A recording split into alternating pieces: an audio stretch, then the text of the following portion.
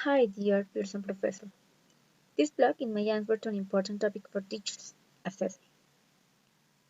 According to this question, I believe I have a long way to go due to I don't feel all the basic principles proposed by White 2009.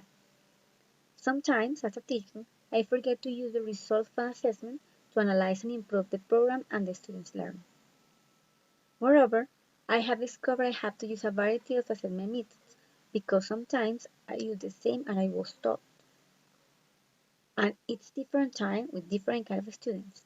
So assessment needs to be more creative, more formative, not summative, and involve our students in their learning process, looking for their weakness and trying to solve them.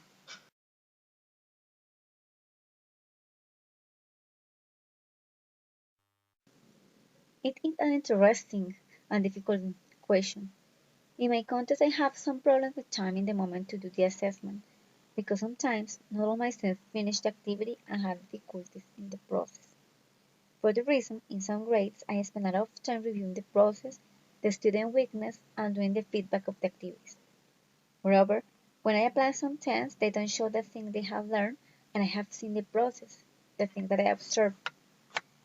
It's difficult to match tests and activities, but it shows me things I need to change. Another concern is my students have 2 hours per week, but sometimes the process is interrupted because of school's activities. Then we have class after 15 or 20 days, and when students come back to the activities, they have a lot of doubts and they have forgotten many things about the topic. Then I have to explain again and try to organize the assessment. In this part is important, students can manage or can handle a self-directed learning to improve their English skills.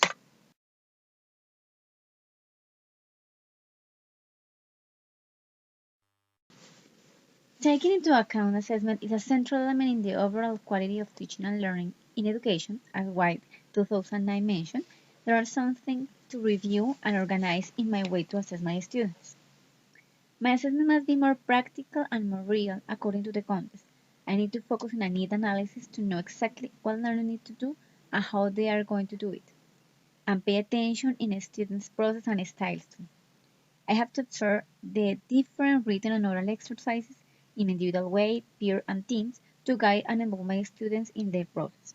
And I have to create rubrics that help me to look at strengths and weaknesses of the students, not for summary assessment, but also for improving their English skills and their motivation.